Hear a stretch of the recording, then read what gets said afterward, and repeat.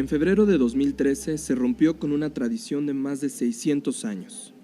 El Papa Benedicto XVI, antiguo protector de la doctrina y leal heredero de Juan Pablo II, hizo un anuncio sin precedentes al comunicar su renuncia debido a su avanzada edad y la decisión de adoptar el título de Papa Emérito. A las pocas semanas, las majestuosas puertas de la Capilla Sixtina del Vaticano se cerraron y los cardenales comenzaron un nuevo cónclave, el segundo en menos de una década, y en el que tendrían que elegir al nuevo líder espiritual de una iglesia con más de 1.200 millones de seguidores en todo el mundo. Cuando las puertas se abrieron de nuevo unos días más tarde, el carismático Jorge Bergoglio, bajo el nombre de Francisco, resultó elegido papa. ¿Por qué Benedicto, el papa más conservador de la era moderna, hizo un acto tan poco tradicional e inimaginable? Anthony McCarten nace el 28 de abril de 1961 en New Plymouth, Nueva Zelanda. Es novelista, dramaturgo, periodista, escritor para la televisión y cineasta. Estudió una licenciatura en artes en la Universidad Massey y posteriormente estudió escritura creativa en la Universidad Victoria de Wellington. Ha escrito 7 novelas, las cuales han sido traducidas al menos a 14 idiomas. Su primer novela la publica en el año 2000. Ha escrito novelas y libros de no ficción, los cuales se han adaptado a la televisión y al cine. Dentro de los más destacados están The Theory of Everything en 2014, sobre la vida de Stephen Hawking. También The Darkest Hour en 2017, sobre Churchill. En 2018, escribe Bohemian Rhapsody, la película sobre la biografía de Queen.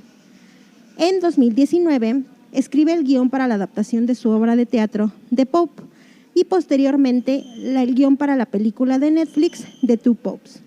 En 2019, se publica The Two Popes, Francis, Benedict and the Decision That Shocked the World, es decir, la historia detrás del guión de la película. Bienvenidos, como todos los lunes, a un nuevo podcast de Un libro, una historia. Les saludamos con gusto desde el Centro Histórico de la ciudad de San Luis Potosí, en México. Mi nombre es Ricardo Aguilar Martínez. Yo soy Pau Galindo. Y con esto vamos a arrancar el libro que el día de hoy hemos traído para ustedes y el cual generará controversia, porque hay muchas cosas ocultas que hablar de este libro. Sí, la verdad es que este libro, cuando normalmente lo que es fútbol, política y religión siempre van a ser motivo de conflicto, porque obviamente cada quien tiene sus posiciones y sus creencias, les cuento que, si mal no recuerdo, este libro yo le dije a Ricardo, ándale, hay que ponerlo porque... Ay, me acuerdo mucho, yo creo que sí te acuerdas que te hablé así de, Ricardo, acabo de ver la película de los 2 papas en Netflix, no manches. Y como una semana después, Ricardo y yo fuimos a comer. Toda la comida nos la pasamos hablando de religión, toda la comida. Porque yo ya había visto la película, creo que Ricardo la acababa de ver también, no me acuerdo. Sí. La vimos y fue como de, no, es que está bien buena y lo que sea. Y cuando decidimos meter el libro, yo busqué, porque andábamos buscando busqué como que qué había, qué podía ser de religión, porque queríamos uno como para las fiestas santas de aquí de San Luis, y bueno, de México, y encontré que existía pues la adaptación literaria del guión de la película, y dije, no, tenemos que leerlo, o sea, me vale que ya haya visto la película, tenemos que leerlo, y así fue como lo sacamos, y se parece un poco a la película, ahorita platicamos un poco de eso, pero de verdad que creo que es un acontecimiento cultural que seas o no religioso, es de esas cosas que tienes que saber qué pasó y yo creo que tienes que entender. Y que es interesante saber porque hay un montón de reglas, de manejos, de información oculta, que vale la pena, como bien lo dices, Pau, más allá de si se es creyente o no, es algo que siempre va a causar inquietud en la humanidad.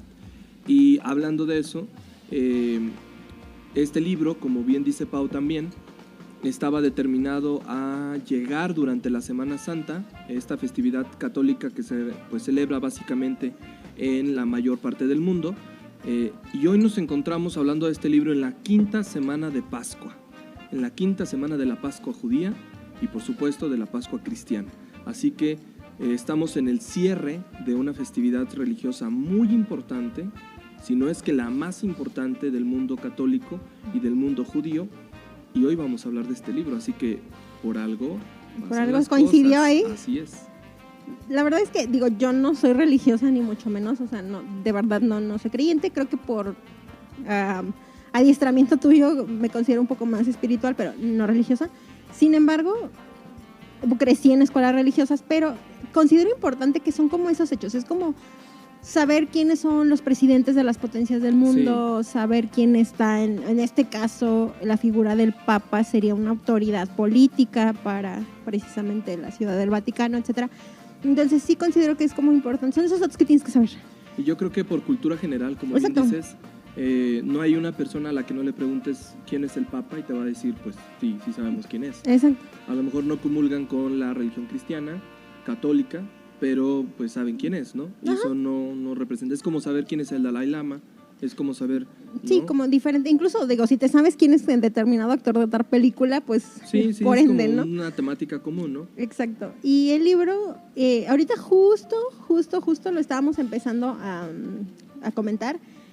No sé si, yo me imagino que no, si haya otra edición. La edición que ustedes pueden encontrar tiene la foto de la película con los actores que representaron a estos personajes. Y la verdad, me voy a empezar de atrás para adelante, pero yo cuando vi la película, yo desconocía muchos datos. Sí, obviamente me sabía lo basic, ¿no? Que el cónclave, que la muerte, que no sé qué. O sea, sí sabía como cosas. Pero ya al ver así como realmente como la dinámica o cómo era la personalidad o cómo habían crecido cada uno políticamente o no en sus respectivos países y todas las cuestiones de cómo se escoge el Papa, etcétera, todo eso yo lo desconocí. Algunas cosas que sí decía yo, no, ni idea. Me emocionó mucho al ver la película. La verdad, la película está muy emocionante. De tal manera que si no es religioso, tú puedes ver la película. Digo, por algo estuvo nominada al Oscar. Es una muy buena película. Los actores hacen un papelazo. Sí, los argumentos son muy buenos. Y la imaginación de reunir a dos papas tan contradictorios, eso fue lo que generó esa tensión y esa discusión en la película que le permite a la academia decir, oye, creo que esta película bien vale la pena para un Oscar. Sí, la verdad es que creo que realmente como, bueno, la academia siempre escoge como estas películas con mensaje y con toda esta onda. Y más allá del hecho de lo que pasó tras la muerte de Juan Pablo II, fue el hecho de la controversia que pasó. Pero es que lo platicábamos tú y yo. Ahorita les voy a ser sincera, antes de empezar le digo a Ricardo, oye, ¿qué onda con esto? Porque, o sea, ¿tiene spoilers? ¿No tiene spoilers? ¿Qué tanto se puede decir?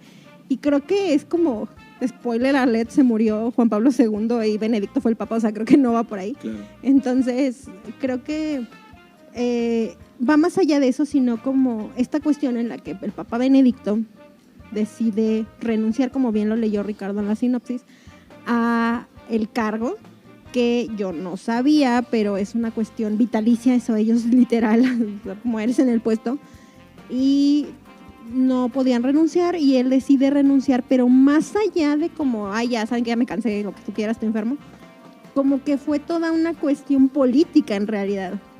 Entonces, en mi parecer, y de hecho lo comentaba ahorita con Ricardo, creo que el libro fuera de, dejamos así como, hagan un pin en la película, ahorita hablamos de ella, pero el libro te ayuda a entender mucho cómo funciona la mafia política de la religión.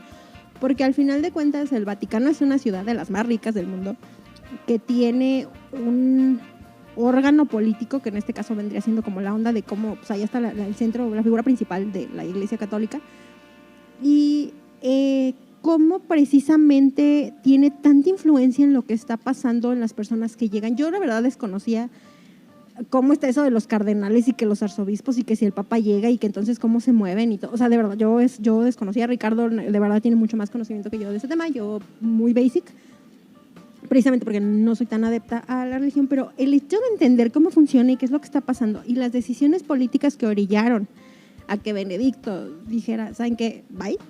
Y cómo el Papa, que fue Jorge, que bueno, ahora es el Papa Francisco, cómo el Papa primero no, o sea, realmente él no quería estar en el papado. Es muy interesante, de verdad. A mí el libro cuando yo lo fui leyendo, lo comentaban ahorita con Ricardo, no es difícil de leer, tiene un lenguaje muy sencillo, pero tiene demasiada información. Y es un libro político, es un libro que va a obligarlos a que ustedes tomen una postura. Va a ser inevitable no leer este libro y no sentirse conforme o de acuerdo con alguno de los dos. O se lanzan al bando de Francisco o se lanzan al bando de Benedicto. Yo soy Team Francisco. Yo también. Benedicto ya me caía mal desde que entró. Y ahora con este libro, la verdad es que yo lo confirmé mis sospechas. Yo no sabía nada de la historia de Benedicto, básicamente. La descubrí en el libro. Yo no sabía que era alemán, tú. No, yo tampoco sabía. O sea, sí sabía que era alemán, pero no de una región en donde el conflicto nazi estuvo con mucha fuerza. Uh-huh.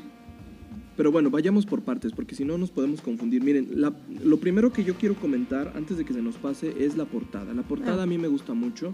Es una portada donde está sentado Benedicto XVI en la representación de este actor que se llama Anthony Hopkins. Uh-huh. Y el otro que no me acuerdo cómo se llama. Porque no es tan famoso. Es Jonathan Pryce. Ok, que él es Francisco, de hecho se parece muchísimo a Francisco. Pero la portada les está mostrando lo siguiente. Para los que lo compren o no lo compren, lo van a poder ver. Ahí les va. Vale la pena comprarlo, yo creo. Sí, ahí les va.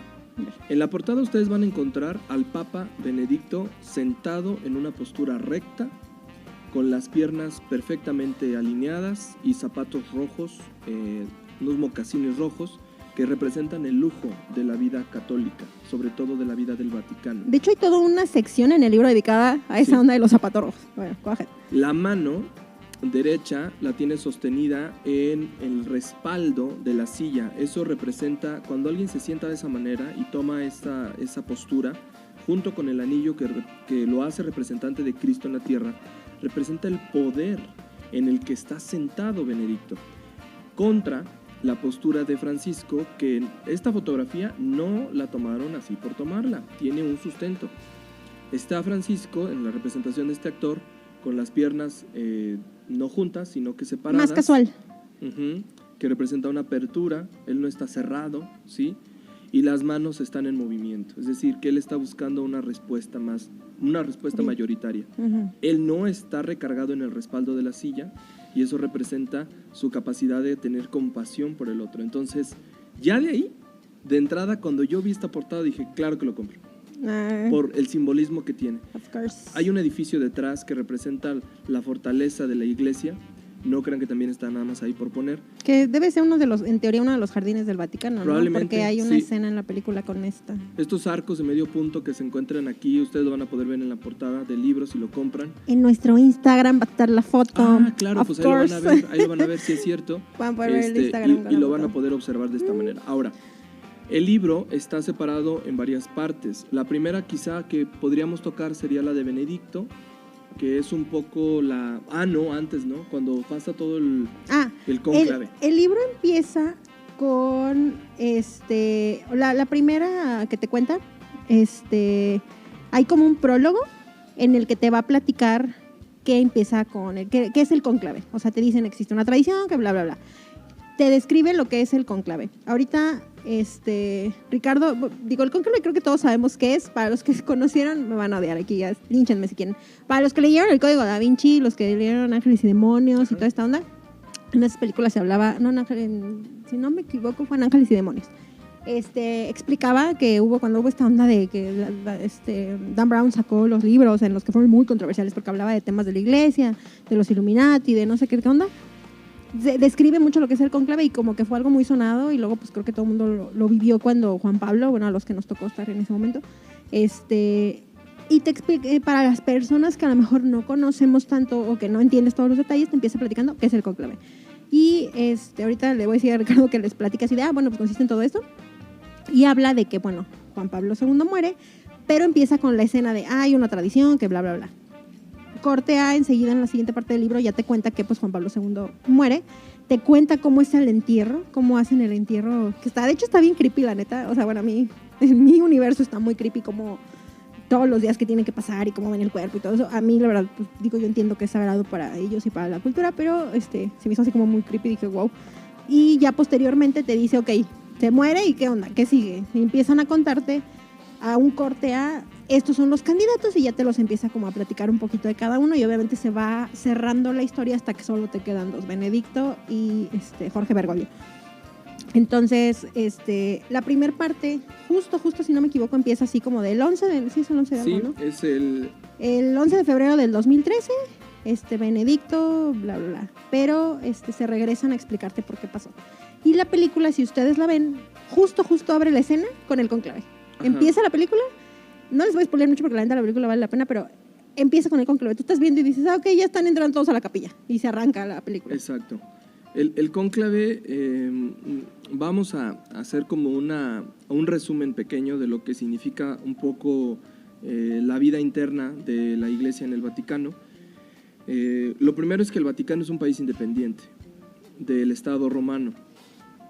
En ese lugar, bueno, pues gobierna básicamente el Papa en turno, quien esté se convierte básicamente en lo que sería el presidente y al mismo tiempo en el director de la Iglesia Católica Mundial. Que es obviamente un cargo político y político, social cañón, o sea, ¿sí?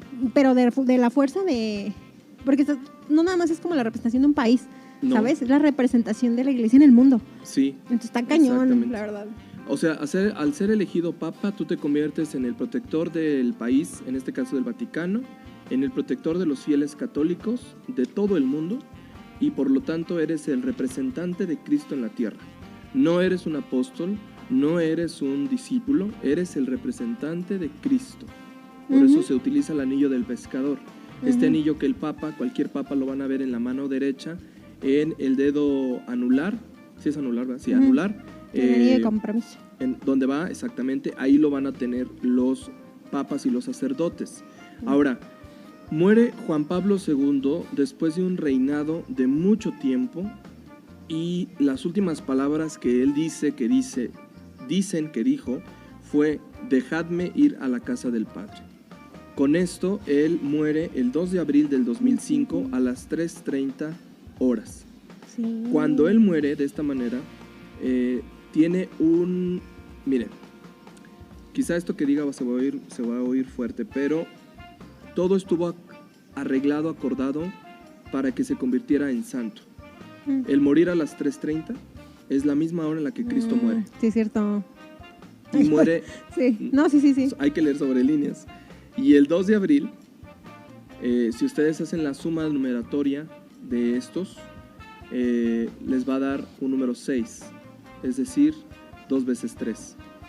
Entonces, esto representa también un número divino y, bueno, básicamente con eso nos estaban dando el preámbulo de que Juan Pablo iba a convertirse en un santo. Que Juan Pablo II realmente, o sea, ha sido uno de los papas de la era moderna, desde que se instauró esta figura del papa y todo esto.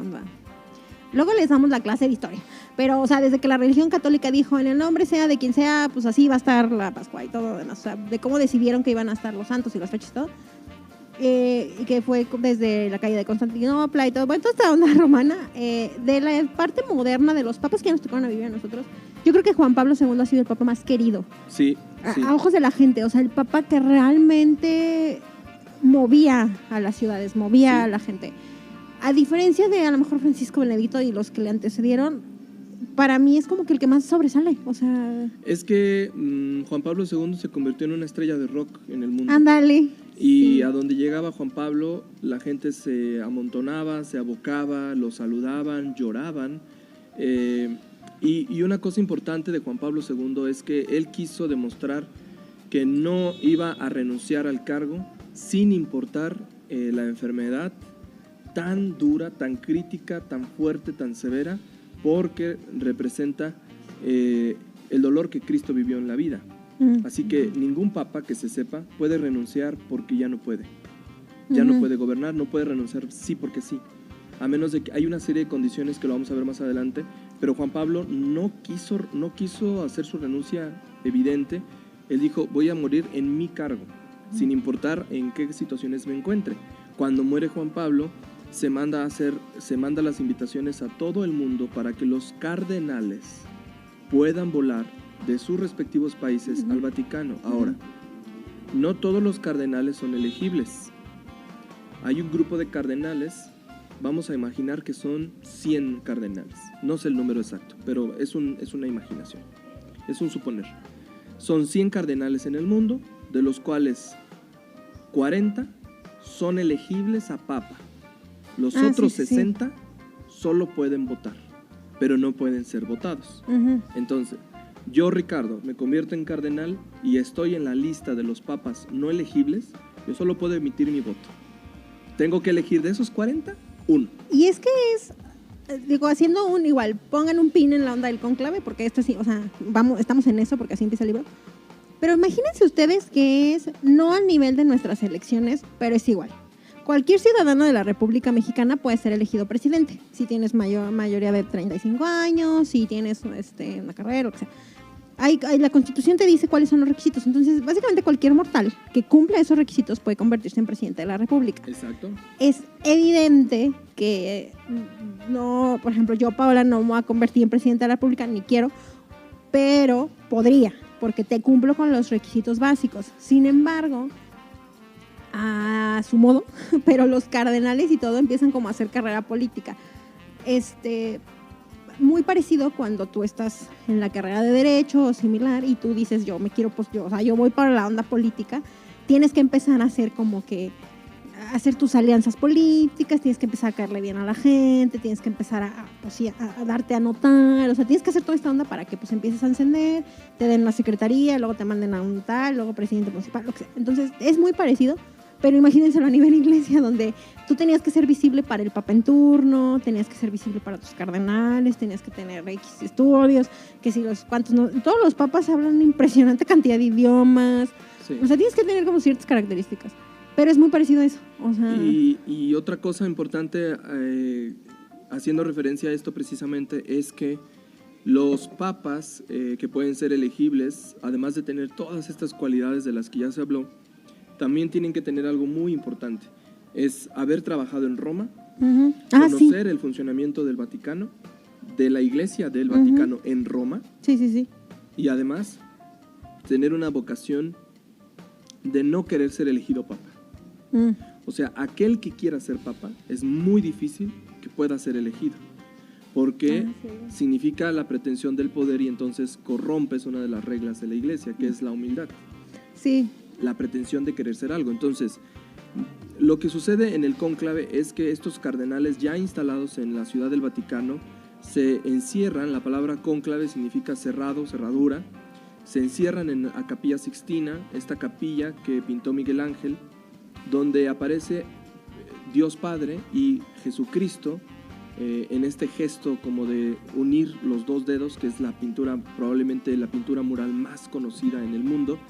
Lo que representa esta pintura al mismo tiempo es una manera de mostrar que ahí se toman las decisiones del mundo. Entonces, al estar encerrados pasa lo siguiente.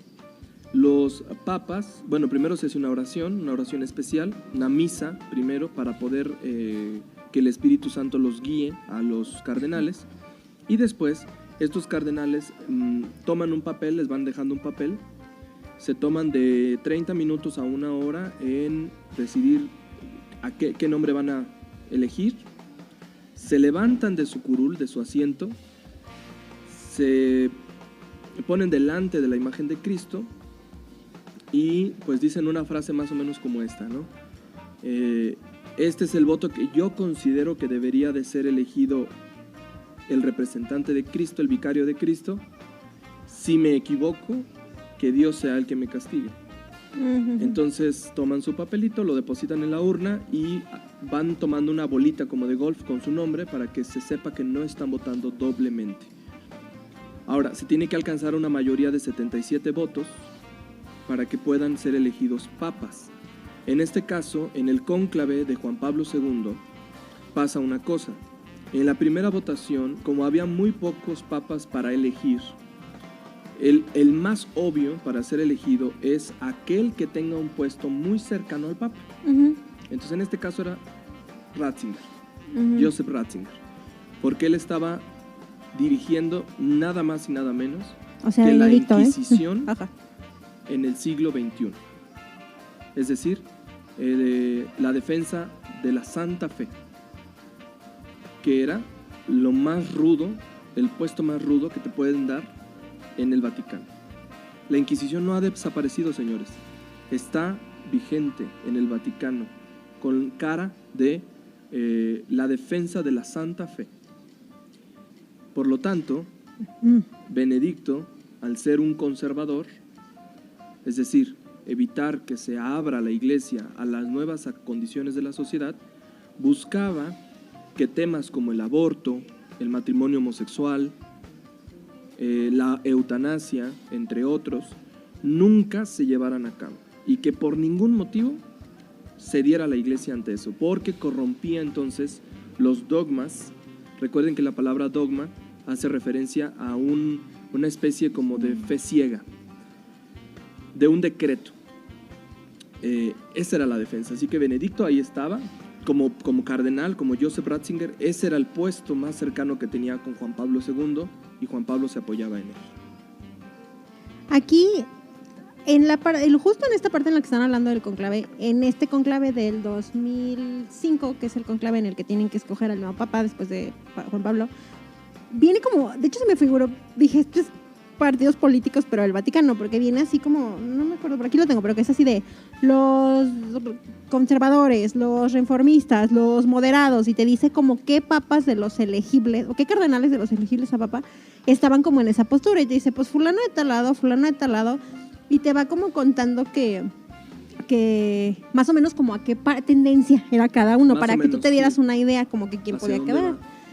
Como dato ahorita, de hecho, porque lo encontré aquí, y es un dato que se me hizo muy curioso, ahorita que le decía, el primer conclave se hizo en el 1276, o sea, calcúlenle, pero durante los siguientes años, o sea, bueno, al principio era como Roma hizo, pero del 1500 hasta Juan Pablo II, que Juan Pablo II fue elegido en el 78, todos los papas siempre habían sido italianos. Posteriormente a esa onda de Juan Pablo II, se predominó que fueran europeos, o sea, siempre gobernaban pues obviamente de aquel lado. Y hasta que se elige Francisco, cambia un primer papa latinoamericano, pero en realidad siempre ha estado como dominado, independientemente obviamente de la corriente, lo que sea. Era como que pues los que, o sea, sí, pues los de confianza, los que estaban en el Vaticano, los que ya estaban muy pegados, sí, y todo. Hasta este año en el que se hicieron todos los cambios, que no es spoiler, creo que todo el mundo sabemos que Francisco ahorita pues es el papa, pero es muy curioso cómo el poder, cómo entre ellos mismos se van pasando el poder, ¿no? Muy parecido, claro. No sé cómo decirlo. Por eso Francisco, cuando sale a la ventana de la plaza de San Pedro, dice: mis hermanos fueron a buscarme hasta el fin del mundo, porque él sabía que no tenía el conocimiento tan predominante que los europeos tenían de la iglesia del Vaticano en Roma, en Europa básicamente.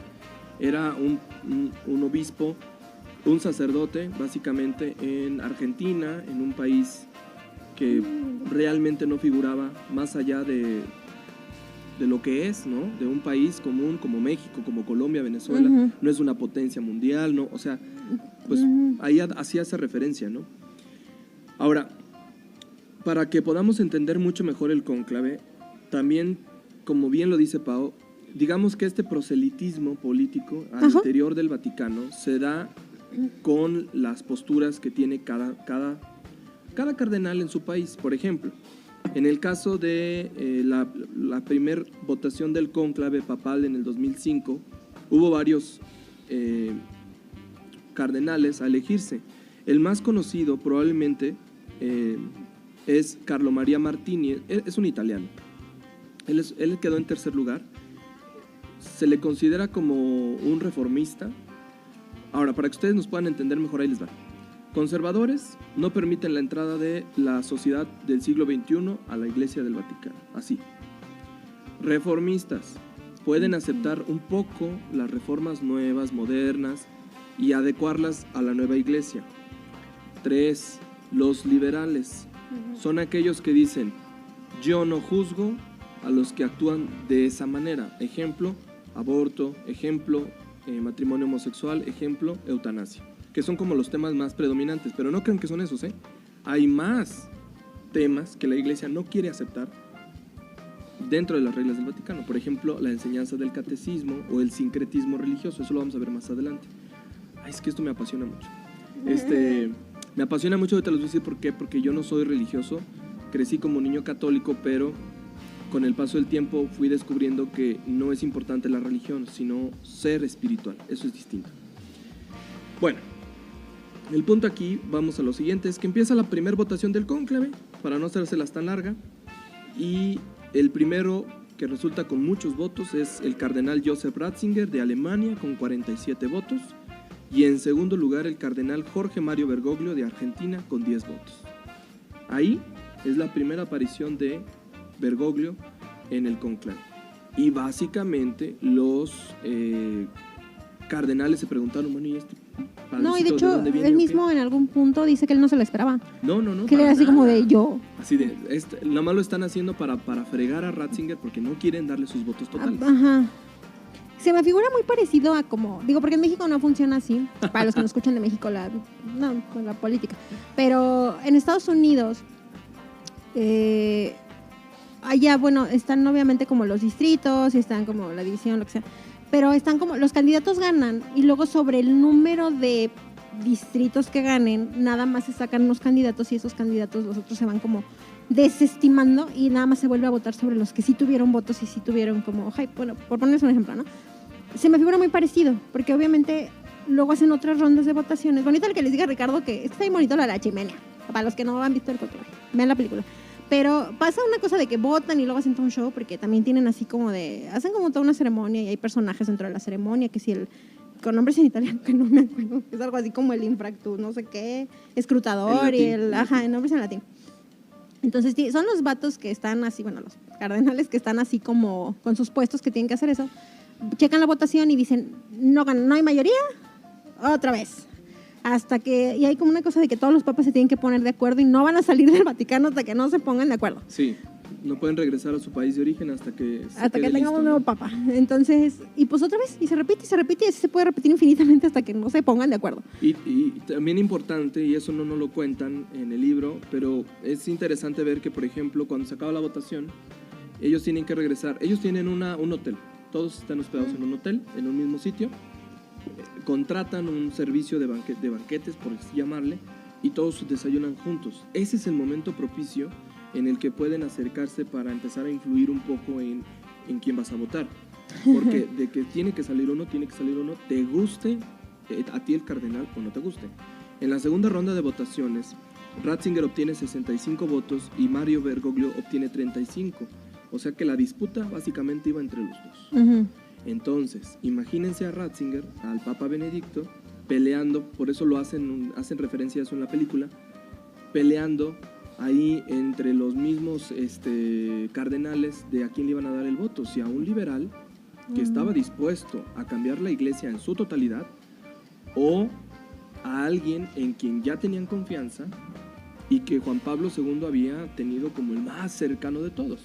Y es que también, si Juan Pablo II, porque lo mencionan en alguna parte del libro, no me acuerdo por qué, o sea, neta no me acuerdo en qué parte del libro, pero que dice así como que Juan Pablo o el papa que está en turno, pues ya le echa como el ojo a alguien, ¿no? Dice, pues es que este es como el ideal, digo, a lo mejor yo no lo puedo manifestar abiertamente así de, oigan, todos van a votar por él, porque él es el chido. Pero hacen como, o sea, obviamente dejas entender que pues es una persona de confianza y lo que quieras. Lo colocas en puestos visibles, claro. Y dices, aquí está. Y bien que mal, Ratzinger no podía decir yo quiero el poder, o sea, neta yo quiero ser el papá, pero él sí lo quería, o sea, Ratzinger sí, pues sí se veía como papá realmente. Entonces, pues él también era como de, ¿cómo? O sea, no puedes realmente decir así de, oigan, sí, neta, voten por mí, o sea, no puedes hacer como esta onda política, pero sí, pero a la vez sí, digamos que él sí quería el papado y pues Bergoglio fue como de, pues si me toca, me tocó, ¿no? O sea, claro. Y en esa primera ronda, pues ya sabemos quién quedó. Y bueno, al final, para no hacerlo largo, porque si no nos vamos a quedar en el cónclave nada más, cuando gana Benedicto, lo que sucede al final es que Bergoglio les hace una sugerencia y les dice, dejen de votar por mí, voten por la unificación, la iglesia necesita a alguien que sea fiel a lo que dejó Juan Pablo, creo que no estamos listos para las reformas, voten por él. Y ahí es donde los votos se disparan para Bergoglio y termina ganando, para Ratzinger y termina ganando él. Cuando gana, Ratzinger, bueno, se ponen los papelitos estos en la chimenea, se agrega una cápsula de humo blanco y es cuando la gente sabe que hay papa. Después de esto, se le elige, se manda a hacer la costura o todo lo que se tenga que hacer para que el papa que vaya a salir a aparecer en público, pues salga de manera adecuada y sale al mundo para dar su bendición, que se llama Urbi et Orbi, algo así, que es la bendición mundial, digamos, del nuevo pontífice. Sus primeras palabras, Sus primeras palabras, ¿no? Sus primeros balbuceos. Uh-huh. Y él elige el nombre de Benedicto XVI, Benedetto, que en este caso es como bendito, y ahí aparece el primer papa conservador. Ya había muchos, obviamente, pero Benedicto tenía muchas cualidades. Ahora nos vamos a brincar a la parte en donde está. Nos cuenta un poquito de la historia de Benedicto. No se las vamos a contar porque eso les toca a ustedes leerlo. Pero, Pau, de su historia, ¿qué fue lo que a ti te marcó más? ¿Qué parte de la historia de Benedicto dices, híjole, con esto me rompió con mi contexto? Que no porque haya roto, o sea, yo no sabía, digo, por el apellido, ustedes disculpen, yo no sabía que era alemán. Okay. A mí me impresionó mucho el saber que era alemán, porque creo que no, obviamente todo el mundo sabe cómo el pueblo judío realmente la ha pasado mal, y toda esta onda de los judíos, de los campos de concentración, y yo también, de hecho sí, en un punto, no me estoy buscando ahorita porque viene como la edad exacta de este hombre, cuando lo escogen, ay, ya se me manchó mi libreta, es que la edad exacta de este hombre, que yo dije, ¿cuántos años tiene? Entonces, ¿en qué edad creció? ¿Y cuándo fue lo de los campos? ¿Qué le tocó ver? O sea, yo sí tuve quise buscar como ese dato como para yo ubicarlo a él en un punto y decir, ¿qué onda? Y de hecho, ahorita antes de grabar te dije, es que es alemán, yo no sabía que era alemán, ¿no? De hecho, del Papa Francisco yo sabía que era argentino, no sé por qué, pero lo sabía en su momento. De este vato, ¿no? Y me llamó mucho la atención porque dije, con razón, para mí era como una cuestión de... A mí lo personal... Digo, no era como que lo conociera y era mi befo, pero a mí se me hacía una persona que no me caía bien. Nada más de verlo se me hacía malo, ¿sabes? O sea, yo decía, es que tiene cara de malo, es que no sé. Entonces como que para mí fue como de, ok, a lo mejor por lo que vivió, a lo mejor por lo que es su papá. Y él no creció... Es que Bergoglio era como pues, más humilde, ¿no? Digo, aparte, pues obviamente sí, Latinoamérica no es lo mismo que Europa. Bergoglio es diferente. Pero el hecho de decir, híjole, pues es que realmente, o sea, no creció con carencias, pero entonces sí creció en Alemania. Entonces como que esto de hacer como su hilo de la familia, dije, bueno, estoy tratando de entender por qué daba esa imagen de papa. Y también después cuando o sea, todo lo que no quería hacer en la iglesia. Y a él le tocó, aquí lo explica, pero de una forma bien sutil, como es que lo platicamos en la comida, esta cuestión en la que él realmente yo considero que sí tapó toda esta onda de la pederastía. A mí la neta me dio mucho coraje, entonces eso fue lo que a mí me causó más shock. Dije, vato, tú vienes de los judíos, ¿cómo? O sea, no me cabía en la cabeza. Una parte importante a mencionar de esto que está contando Pau es que el libro muestra lo siguiente, y ojalá que si ustedes leen el libro, me den la razón de lo que les voy a decir a continuación. Cuando intentan dar un poco del preámbulo de la infancia y la juventud de Benedicto XVI, Benedicto se ve muy reacio a compartir su pensamiento y sus emociones respecto a las actitudes de los alemanes para con los judíos. Uh-huh. Es decir, que Benedicto, en pocas palabras, no le da ni la razón ni tampoco se la quita a los alemanes de lo que hicieron con los judíos. Entonces, ya de ahí, eso yo no lo sabía, consta, lo leí en el libro. Ya de ahí me sentí mal por Benedicto, porque pareciera que él vivió una vida como de superestrella en Alemania. Todo está bien para mí y lo que pase con mis hermanos judíos, pues pobrecitos, los están matando allá en los campos de concentración. Yo sigo mi vida, yo formo parte de lo que tengo que hacer del seminario, y se acabó el asunto. Siento que ahí hay una negligencia enorme respecto a no evocar una opinión, Benedicto, ya de grande, de hecho, ya como papa, como que no lo toma muy en cuenta. La otra cosa que menciona Pau y que también de una vez la aclaramos para que podamos avanzar más rápido también, es el tema de la pederastia. Juan Pablo II, durante su temporada como obispo, junto con otros cardenales y otros miembros de la alta jerarquía romana, decidieron crear una especie de agrupación o bloque en el que todas aquellas personas que fueran afectadas por algún abuso sacerdotal se les pedía bajo juramento que no hablaran absolutamente del tema. Dicen los que saben en el Vaticano que Juan Pablo nunca se llegó a enterar de los casos de pederastia en Roma y en América, que en este caso al que le tocaba recibir la información fue a Benedicto, porque él era el responsable de la santa fe de la iglesia. Que es como, es que imagínense ustedes, bueno, no justifico, pero yo lo vi así cuando lo leí, así lo entendí. Es como si el presidente de la República tiene, o sea, imagínense, es el presidente, él tiene 900 asuntos que resolver. Obviamente él no lo checa todo, ni está checando todas las notas de prensa ni nada. Tiene un equipo a su cargo. Si de repente el presidente sale a dar una conferencia de prensa y no está enterado de un hecho de impacto grande, aquí, bueno, obviamente estamos hablando de años y años de, bueno, esta cuestión del delito que se ha manejado de pederastía, ¿no? Es una cuestión de que me están llegando las quejas, o sea, imagínense cualquier, no, quiten de lado la pederastía, le está llegando que hubo, no, pues que los muertos, o que si hubo un accidente, que si hubo un derrumbe, que si hubo lo que quieran. Y el presidente sale, pero su equipo de trabajo, porque él está saturado, es una figura que tiene trabajo y lo que tú quieras, y que sí tiene que estar enterado, pero pues está muy controlado toda la información que le lleva. Ya le llegaron 900 cartas de todas las personas, ya le llegaron, esas cartas no las lee su equipo, la gente que está abajo. Su equipo checa y su equipo dice aquí esto no. Y se va ordenando a ver a quién le toca. A ver, esta carta le toca a fulano, esta carta le toca a sutano, aunque vayan dirigido al Santo Padre. Exacto, y aquí es igual, o sea, si es la autoridad, pues obviamente el Papa, pues tú decides qué información le das y qué no. Y en cualquier trabajo es lo mismo, ¿no? ¿Qué le vas a enseñar al jefe? Dices, esto lo puedo resolver yo, esto que lo resuelve el jefe.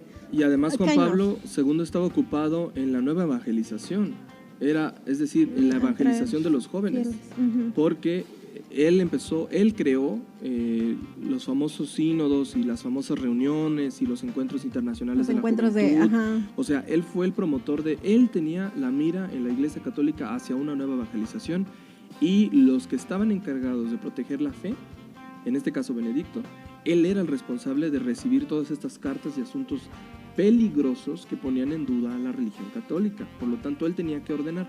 En el libro nos menciona una parte donde creo que recibe una carta y no da respuesta. Como que se hace tonto y dice, ok, cambien al sacerdote, mándenlo a un pueblo escondido, que allá haga, no sé cómo se llama eso, como perdón de expiación de pecados, yo sé, y se acabó el asunto. Entonces, sí, está fuerte porque la respuesta es, no está solucionando el problema. No, en absoluto. Y yo sí viene en el libro, de hecho lo menciona hubo un caso muy sonado, de hecho hay una serie en Netflix de eso que no me acuerdo cómo se llama. Hay una serie en Netflix donde las monjitas empiezan a quejar, pero neta no me acuerdo cómo se llama. Y hay documentales, hay 500 en YouTube, de cómo hay unos condados en Estados Unidos donde en las iglesias, en las congregaciones de Estados Unidos, donde funciona un poquito diferente el show, empieza a haber estas ondas en que los papás abusaban de las religiosas y de los niños en el catecismo or something. Entonces empieza toda esta onda y se destapa. Entonces obviamente el pueblo es el que reacciona y entonces pide una respuesta y no hay en realidad un castigo. Es no, pónganles un nuevo padre ahí en su capilla, punto. Sí, acaba con la información. Se les obliga bajo pena de excomunión que los que son afectados no hablen del tema. Sí. ¿Y por qué hacen esto? Porque ponen en duda la fe. Y tú me platicaste algo que a mí me causó mucho shock en la comida, no sé si te acuerdas, porque, o sea, les juro que de pederastía hablamos 2 horas en la comida, les prometo por... Lo bueno que era buffet. Okay. Estábamos platicando y me acuerdo que tú me contaste y me dijiste, es que imagínate, yo eso no lo había visto desde mi punto de vista, de mi universo, de lo que puedo no entender de la iglesia. Me dijiste, es que llega llega el padre, porque entre ellos se confiesan, no me acuerdo cómo, pero llega y se confiesa con otro padre y le dices, oye, sí, mi pecado fue que cometí esto. Pero tú como padre, bajo secreto de confesión, no puedes decir nada. No, es que y es como de, ¿qué pedo? Pero pues, es que es un reglamento interno, aunque alguien vaya contigo como sacerdote y te confiese un asesinato, sabemos que está en pie el deber de la sociedad de informar estas cosas, pero la iglesia tiene sus reglas y los sacerdotes no tienen otra opción más que acatar la regla del Vaticano, porque o la siguen o son excomulgados, o sea, son apartados de los como miembros de la iglesia. Entonces, cuando un sacerdote iba con su guía espiritual, porque tienen sus guías espirituales, en este caso sus confesores, y le confiesan ese tipo de cosas, lo que hace inmediatamente el confesor es decirle, manda una carta al Vaticano y di que te vas a ir a un retiro espiritual para que reflexiones tu pecado y lo puedas sanar. Pero pues eso no es suficiente, porque eso no representa que el sacerdote vaya a corregir sus errores. Al contrario, por ahí viene un asunto muy delicado, eso se los vamos a dejar a ustedes para que lo lean. Léanlo, para que vean qué pasa con un sacerdote cuando lo dejan ir a un retiro y luego qué pasa en ese retiro, ¿no? Ahí les vamos a dejar eso para que lo vean, no nos vamos a adelantar más. Pero esas dos cosas fueron lo que marcaron a Ratzinger como protector de la Santa Fe, y como papa pues fue peor, porque las cosas todavía cambiaron más, todavía la opinión que tenían del Papa Benedicto fue más ruda y más crítica, porque cuando fue papa se atrevió a decir que los judíos no, ¿cómo les diré? Dentro de la misa católica hay una parte muy importante cuando dice que Dios perdone a los pecadores, y con eso incluye a todos los seres humanos. Y anteriormente había una misa en latín que se dijo durante mucho tiempo, en la que incluía, básicamente que decía que los judíos habían sido los culpables de la muerte de Cristo. Entonces como que perdona a todos menos a los judíos, así. Y Benedicto sabía que no podía retomar esa oración porque Juan Pablo la había quitado para tener como, pues sí, pues unificar en el mundo, ¿no? Sí. O sea, no ofender a nadie con tus rezos. Y Benedicto dijo no, ni más.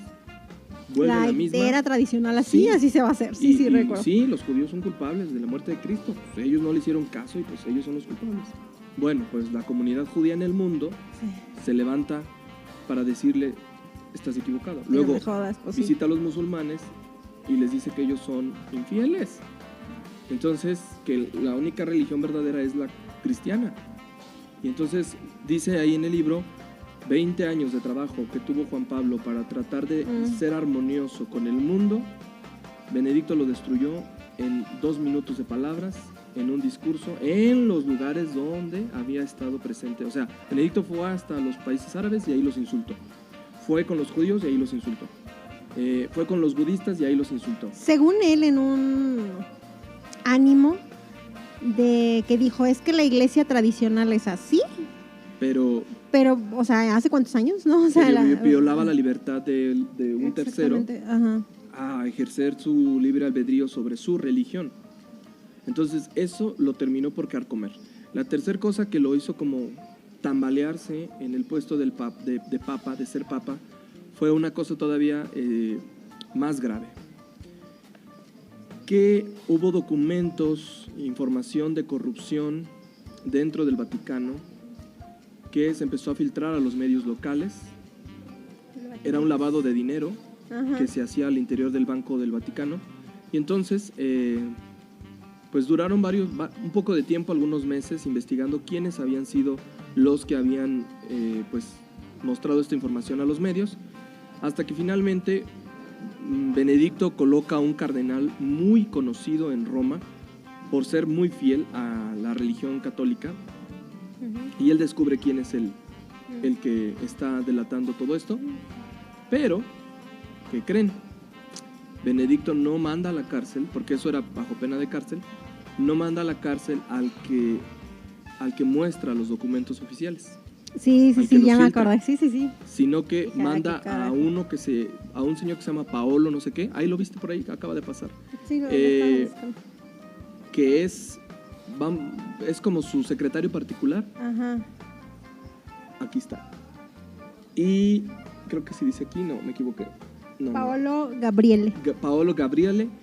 Que era en realidad el mayordomo del mayordomo, Papa. Sí, ya me acordé. Y él le dice, ¿sabes qué? Pues te vas a aventar 1 año en la cárcel, pero es un sacrificio que tienes que hacer por la iglesia del mundo, por la humanidad. Y él bien contento dice, bueno, pues sí, yo me aviento a la cárcel, sí, yo me hago pasar como que fui el que filtró los documentos. Cuando sale Paolo de la cárcel, pues Benedicto se vuelve a reunir con él en Santa Paz. Ahí demostró que esto fue un movimiento justificado para Benedicto, porque pues, no sé cómo decirlo, pero al final se justifica y no pasa nada. Y un día, de la noche a la mañana, pues se presenta en una reunión en latín, era el único que hablaba latín. Bueno, no era el único, de los pocos que hablaba latín. Ay, siempre generalizo, no me hagan mucho caso.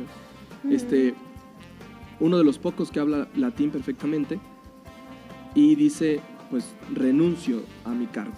Es decir, tengo que irme porque ya mi edad no me deja, ya no me siento sí, contento. que los papas, que lo cuenta muy gracioso porque los papas, como no, precisamente tú dices, no todos hablaban latín, y él está dando su misa, su speech. ¿Qué? Y todos, ¿qué dijo? Y entre ellos así como de, ¿qué dijo? Que no sé qué. Y todos, Sí, así como, ¿qué está pasando aquí? Chisme, ¿no? Sí. Y cuando vio la cara de los que sí hablaban latín y que habían entendido lo que había dicho, sabían que lo que estaba pasando en ese instante era muy peligroso para la iglesia porque se desmoronaba la conciencia moral de una iglesia fuerte, poderosa, que verdaderamente estaba en sintonía con Cristo. Porque realmente la primicia del libro es esa, que el suceso que marcó a la Iglesia Católica fue que nunca un papa había renunciado. Bueno, sí habían renunciado, pero el último fue hace 600 años, que fue Gregorio XII. Él fue el último papa en renunciar hace 600 años, en el 1249, si no me equivoco. Creo que sí, no me acuerdo. Pero sí, como 1249, es que a veces me quedan las fechas así como en eco, pero no me acuerdo bien. Pero menciona como que no era por, o sea, desde que la iglesia estaba conformada como la institución que es ahorita, porque antes era como por, no sé, o sea, era diferente cómo funcionaban sus reglas. No había pasado como un suceso de decir, oye, pues es que como te cuento, ¿no? Claro.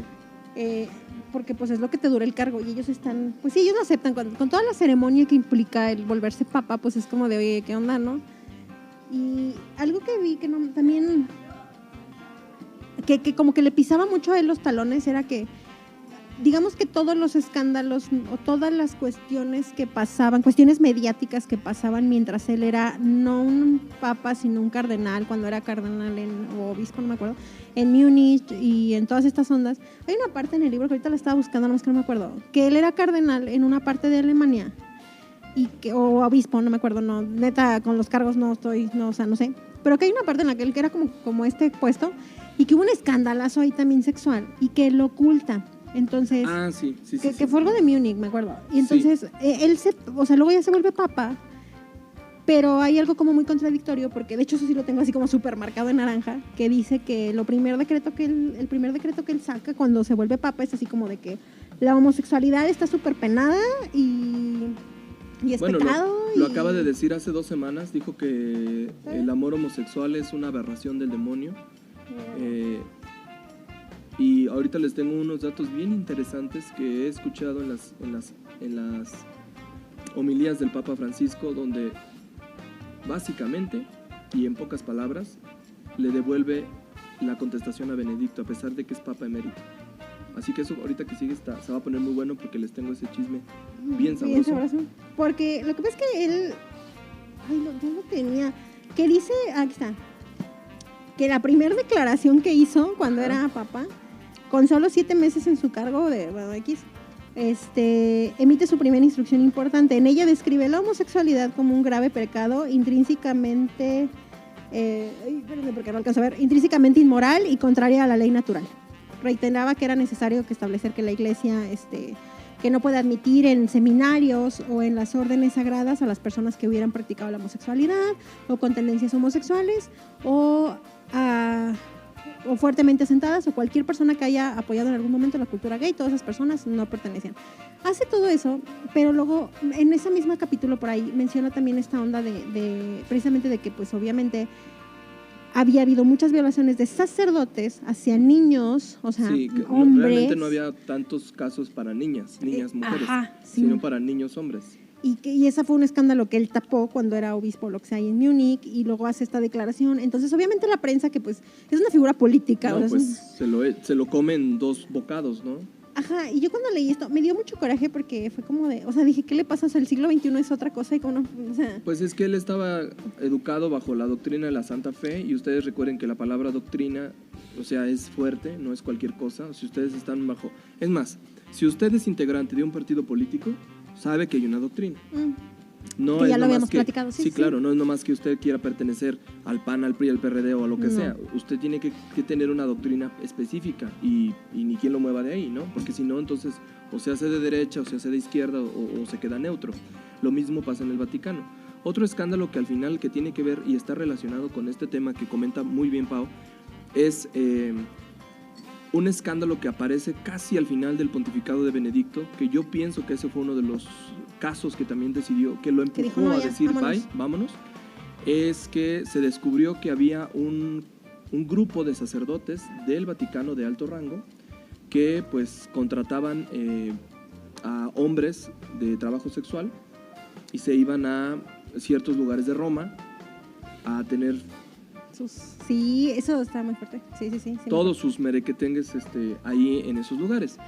Pero que era como, yo lo veía como una solución de contratar a gente, Contrataban contratar un hombres, servicio, sí, pero como para evitar que los papas, las personas que trabajan cayeran, no los papas, no, las personas, los obispos, lo que sea, cayeran como en tentación y abusaran de las personas de su congregación. Yo lo veía así, ¿sabes? Ajá, sí, Y era muchos lo como justificaron algo- como en ese tema. Pero fíjate, ¿cómo justificas algo que, o sea, prefiero ir a contratar un hombre que violar a un sacerdote compañero mío? O sea, no, Ujú. simplemente yo entiendo el tema de la tentación, pero tienes un compromiso espiritual mayor. Yo creo que se lo he comentado muchas veces a Pau. A mí me hubiera gustado ser sacerdote, pero Sí. pues yo prefiero disfrutar del tema carnal, la neta. Entonces, como prefiero disfrutarlo y como lo quiero disfrutar, pues con la pena no puedo ser sacerdote, Claro. porque qué fácil hubiera sido para mí, Pau, meterme al seminario, convertirme en sacerdote y de todas maneras echarme 2 o 3 pestañitas, ¿no? Con quien yo Sí, quiera. o sea, así como O sea, que no es puedo. congruente, claro. No es congruente, exactamente. Si tú tienes una vocación, tú eres un médico, no vas a decir, pues hoy mato a 2, al cabo que total, pues qué más da, Ujú. son 2. No, tienes que hacer todo lo posible por salvarle la vida. Bueno, lo mismo pasa en la religión católica. Si tú eres sacerdote, no puedes renunciar a tus votos con la pena. Mejor no seas sacerdote. Entonces, como yo no quería dejar mi vida carnal, dije, ok, no quiero ser sacerdote, prefiero vivir la vida laica acá afuera y hacer mi vida más normal. Ahora, ay no, se nos va a ir el tiempo. Vámonos ahora con Francisco. A ver, Pau, esto va a estar muy bueno. Tú, Me callé. de Francisco, ¿qué es lo que...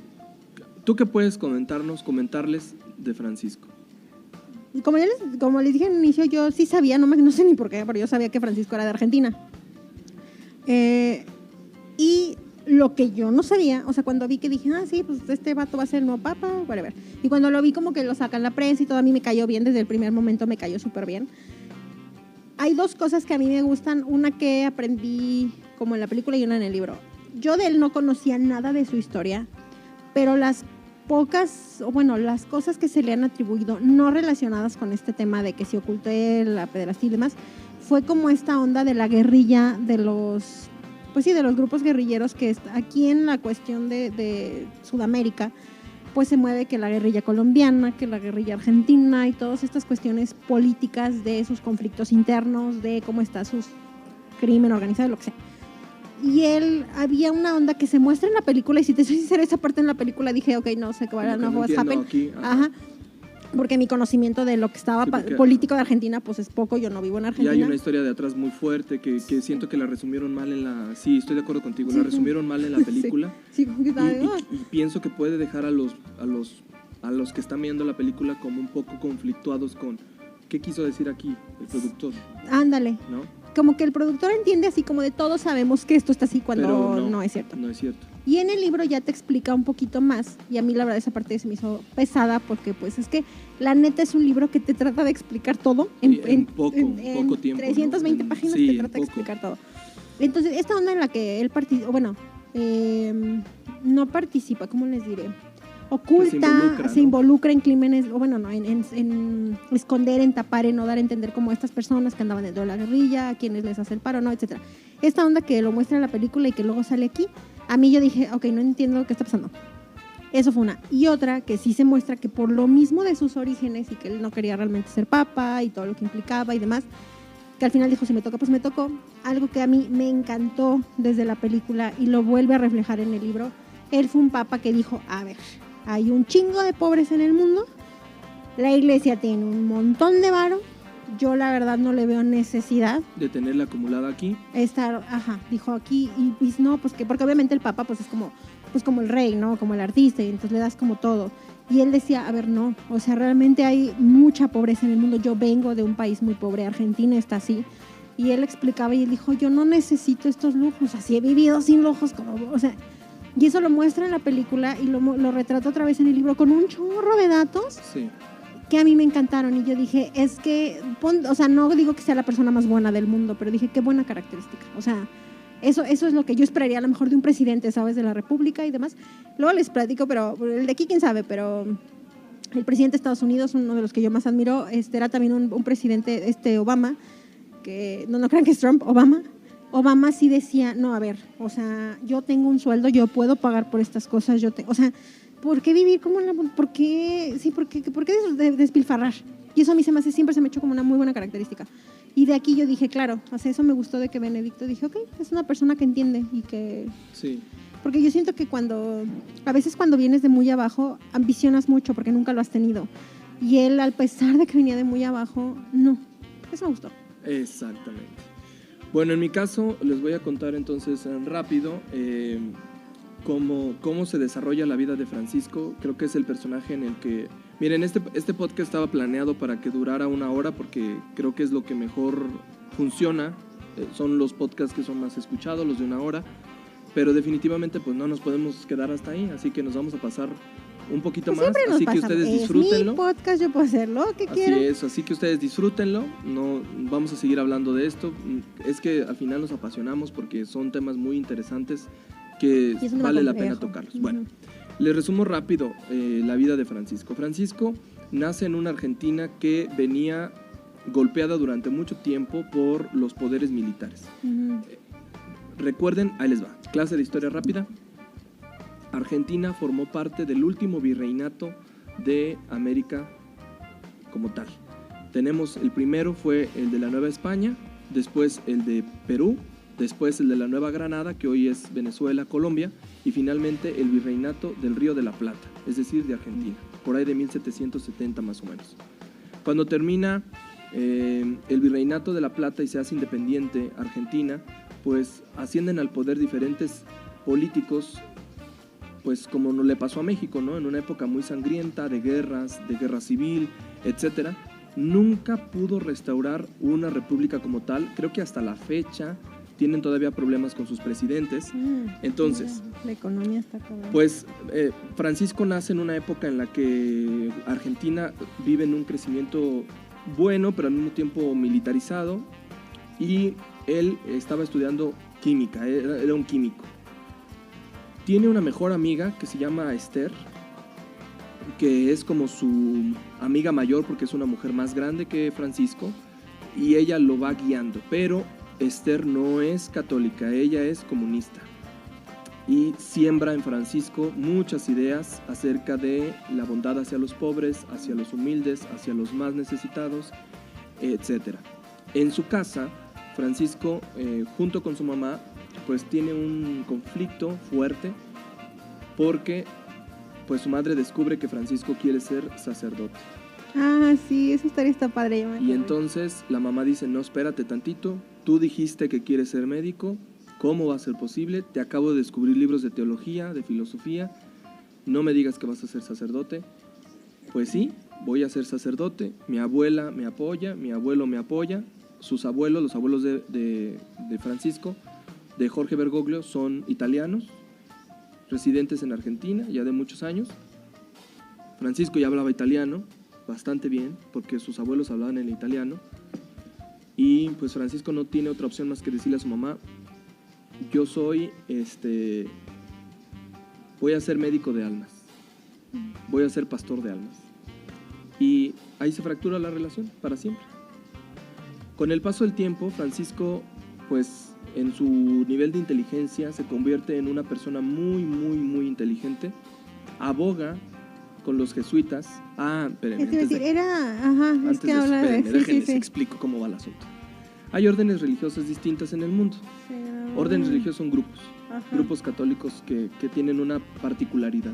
En este caso, Francisco eligió a los jesuitas porque son los más intelectuales, los más rebeldes, en el buen sentido de la palabra, los que se avientan a la comunidad, los que van en busca del pobre, los que sin importar Ándale, lo que pase, era como- van en busca de evangelización.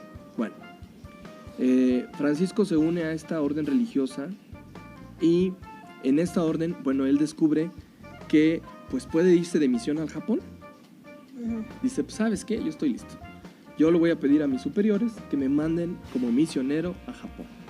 Cuando vaya a hacer la petición, pues sus superiores dicen, ay, mira, ahí te habla el niño, pues que quiere ir a Japón, no sabe ni qué quiere, no sabe de qué está hablando. En Japón los matan, hay pena de muerte si tú quieres evangelizar a los japoneses y tienes como 18 años, no manches. Entonces le paran el carro a Francisco así muy rápido, le dicen, no. Es más, mejor en lugar de eso te vas a ir a dar clase a los colegios ricos y ahí pues vas a dar filosofía y vas a dar otras cosas. Ahí es donde se da un famoso encuentro entre Francisco y nada más y nada menos que Borges. Francisco busca la manera de contactarlo, encuentra el teléfono, la manera de comunicarse con Borges, le llama y Borges accede a ir a este colegio a darles una clase a sus alumnos de literatura.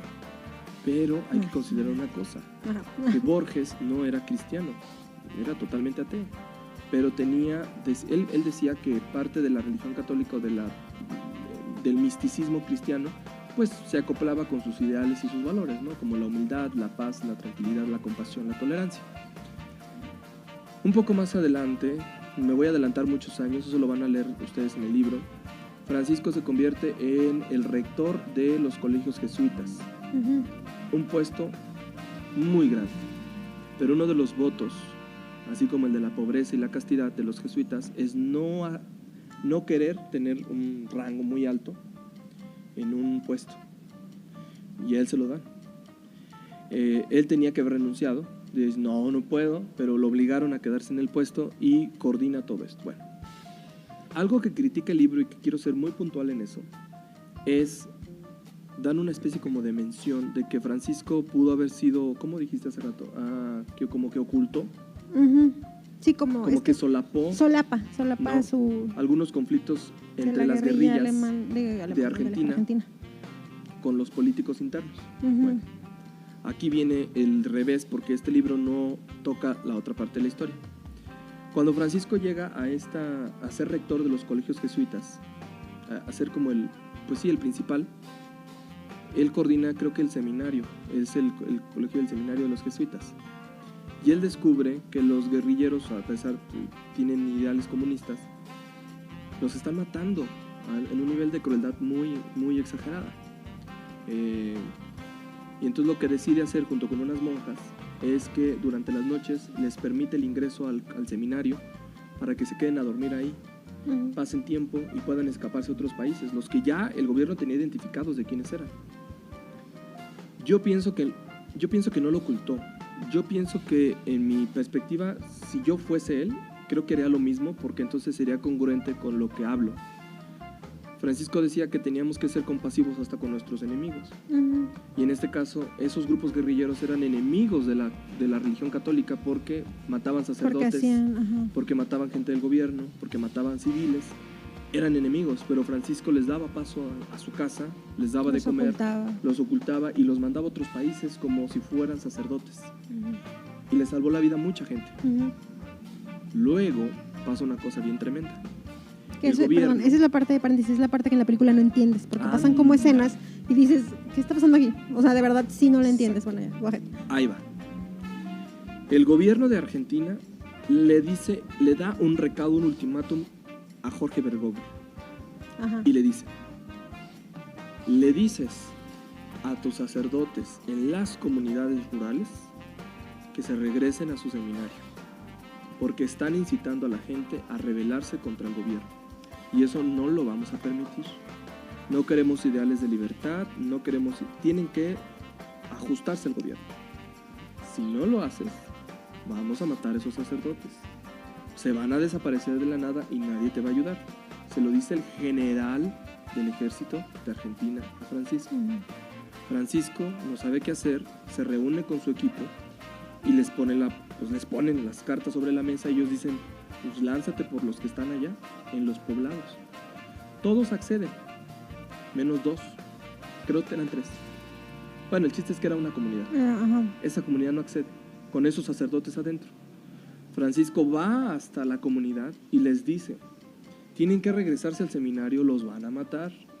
Ya me lo dijeron, ya me lo advirtieron, no tenemos otra opción. Pues aquellos aferrados y dijeron, no nos vamos y no vamos a dejar solo a la comunidad. ¿Qué haría Cristo en su lugar? Quedarse con ellos hasta el final.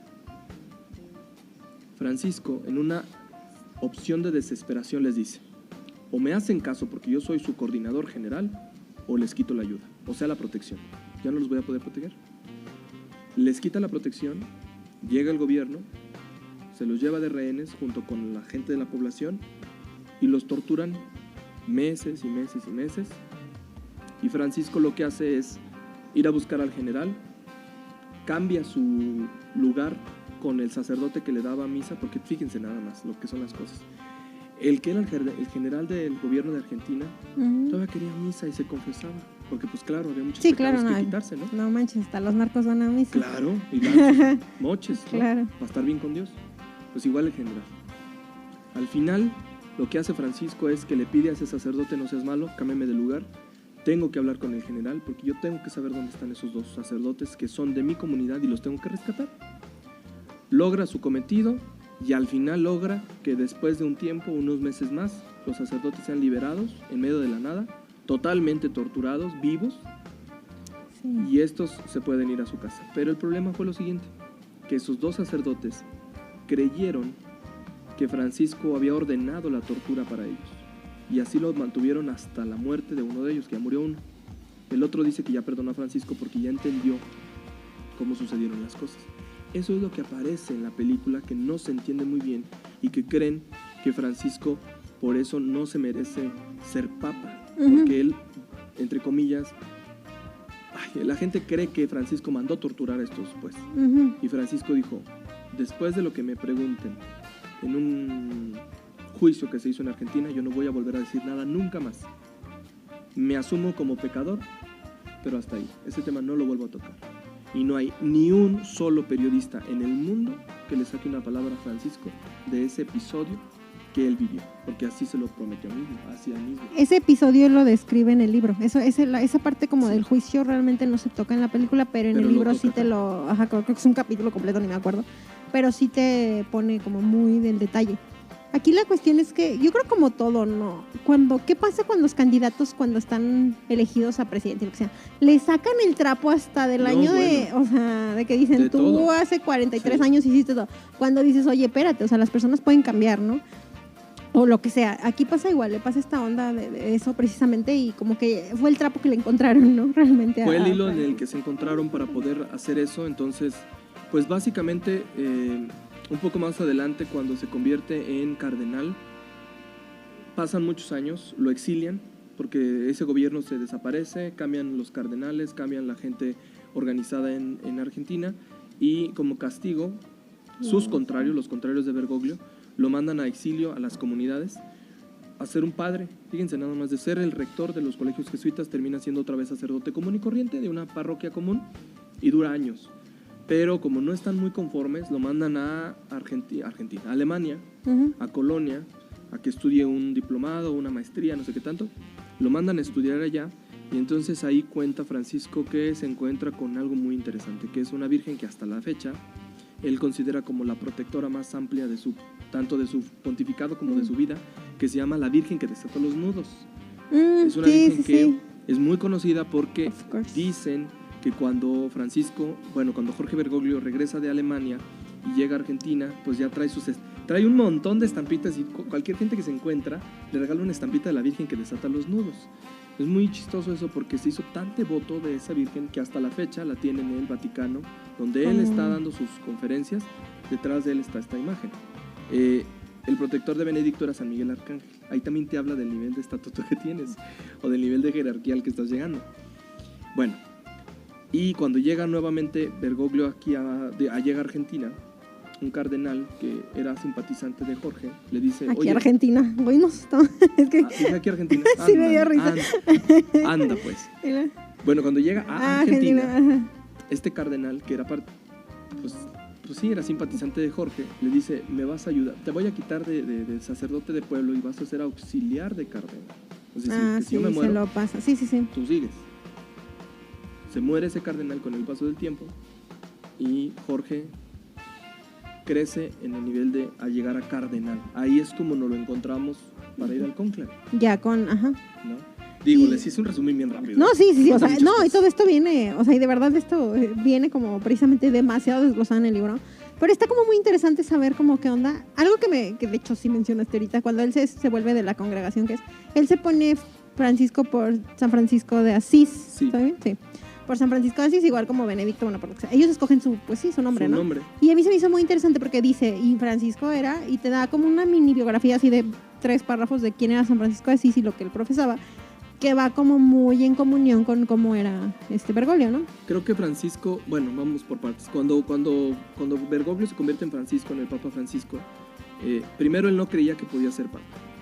Cuando él se da cuenta de que está en la lista de los elegibles, finalmente en el siguiente cónclave, que fue ya la renuncia de Benedicto, de lo que ya hablamos, ahí es donde decide darle una voltereta a todo lo que había, a toda la tradición del Vaticano, que era no elegir los zapatos rojos, los que vimos en la portada con Benedicto. Él sigue usando sus zapatos negros, prefiere no usar el crucifijo que habían utilizado papas anteriores de oro y de plata. Él dice, no, con la cruz de cardenal es más que suficiente, no me pongan el peluchito detrás, tan fashion, que parezco Santa Claus con ese, no me lo pongan, voy a salir así de blanco, sencillo, y no voy a usar la no sé qué, una cosa aquí en la cabeza roja, la blanca no la voy a usar, y al final le dicen, no, es que ahí sí no tiene opción, sí, lo tienes que poner, no hay opción. Bueno, se la pone. Cuando sale al mundo, da el nombre del Papa, que de hecho es el único nombre de papas en toda la historia de los papas, que es Francisco. San Francisco de Asís fue muy famoso, hasta la fecha, es el creador de la orden de los franciscanos. Miren, para que lo podamos entender mejor, San Francisco de Asís llegó hasta su extremo de exageración, a tal grado que cuando él estaba muriéndose, se desnuda y dice, ¿me van a enterrar ahí en ese hoyo? Sin nada, o sea, así desnudo. Y una de sus discípulas, pues lo convence de usar su hábito, le dice, no, es que, le dice San Francisco de Asís, yo no te puedo aceptar nada porque vine al mundo sin nada y me voy del mundo sin nada. Y él dice, no, es que no es tuyo, yo te lo voy a prestar. Imagínense esa escena de San Francisco de Asís en un nivel de, pues ya, muy exagerado, por eso es un santo, donde pues él quiere respetar efectivamente que no es nada, ¿no? Y Francisco toma ese nombre para hacer alusión a que él iba a ser igual de humilde, o más todavía, y entonces cancela la guardia de protección al Papa, cancela los carritos protegidos o blindados en sus visitas papales, las comidas fashion, pone los comedores en el Vaticano para pobres que están abiertos todos los días del año. Ahorita ya no por el COVID, pero todos los días están abiertos. La gente puede ir a comer y cenar, desayunar, dormir, bañarse. Es como más consciente, tengo consciente. dos datos. Me gustó que cuando hablan de San Francisco de Asís, porque yo sé poco de los santos, hay una anécdota que la estaba buscando ahorita porque es la que más me gustó, que, bueno, te cuenta así la vida de cómo fue San Francisco y demás, porque aparte vivió en hace 4,000 años, o sea, desde el 1100 y cacho, antes del 1200 por ahí, pero que él en su camino, cuando iba hacia Roma, hacia el Vaticano y demás, afuera del Vaticano está la Plaza de San Pedro, y que hay una anécdota muy conocida de él, que gracias a como esa situación que él hizo como de empatizar con los pobres, pues adherió muchos fieles pues a la Iglesia Católica.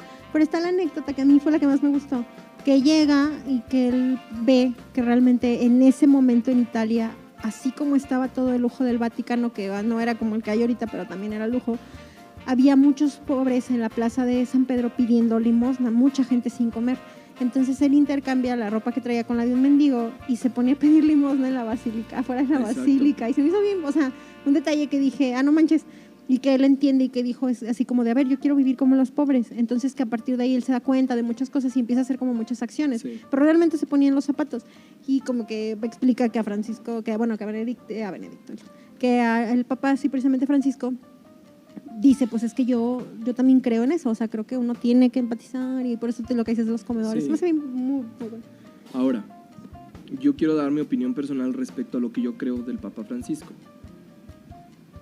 En los últimos días, yo les comenté al principio que yo soy católico pero no soy religioso, es decir, que no me adapto a las reglas de la Iglesia Católica. Entonces, por ejemplo, para mí no es correcto, bueno, no que sea correcto, sino para mí no me gusta estos grupos como de jóvenes fanáticos que se reúnen en las iglesias. Ay, perdón si uno de ustedes anda en esas cosas. Ah, ya. Pero no me gusta el fanatismo, no me gusta que nos estemos convirtiendo en una especie como de cristianos americanos. Sí se imaginan, ¿no? Estas iglesias de donde están las hombres y mujeres de color cantando y alabando a Cristo. Ay, todo quiero el ir a una tiempo. misa así un día. Yo quiero ir a una de esas, pero de ahí a que yo lo haga todo el tiempo, sí, no me gusta. Ajá. Yo prefiero como lo armonioso, como lo tranquilo, como el silencio. Es que tú la fe y la espiritualidad la puedes tener en tu casa. Sí, claro, y te voy a decir una cosa, a mí lo que me gusta de estos grupos así tan fanatizados es que para ellos todo es malo.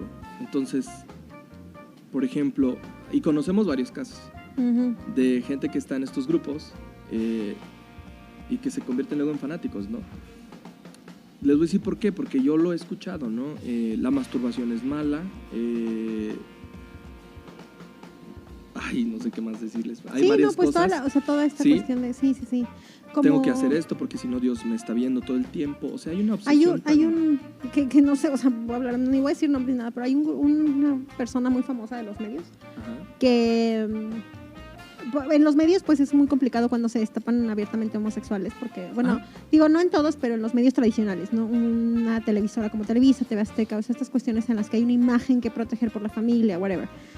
Y hay N cosas. Hubo un caso muy sonado, y de hecho lo acaban de retomar hace poco, lo estaba viendo en un reportaje, por eso me acuerdo ahorita, en el que N personalidad salió precisamente, pues le cacharon, ¿no? Que andaba en esos negocios, muy su vida, muy sus cosas, pero se hizo todo un desmadre, todo un escándalo. Y esta persona resulta que se convirtió, o sea, dijo, es que yo... ya sé de quién me hablas. Cállate, no digas nombres, pero... Se llama... bueno, ya la gente que sepa, pero porque no me quiero meter como en controversias, pero esta persona, cuando lo entrevistan... Porque ese hombre se llama... Ajá. Lo entrevistan y esta persona dice que no, es que yo asistí a un grupo religioso en el que me hicieron ver me convirtieron. Que yo, que estaba, Dios mío. Y se convierte, pero atribuye a que gracias a que encontré a Dios y Dios me regresó al camino de la heterosexualidad, que es lo correcto. Y yo así de... No, pues ya. Ajá, entonces, y esta onda como de que dije, oye, o sea... Sí, eso es a lo que me refiero. No quiero ofender a nadie. Y a lo mejor hay grupos que no todos son. No, eso te iba a decir. Hay grupos que son grupos religiosos, grupos católicos, que mis respetos. Yo no quiero ofender a nadie con esto. Yo lo que me refiero es ese ejemplo, ese tipo de ejemplos, donde ya es fanatismo, no es tu religión, es un fanatismo. Todos los extremos son malos.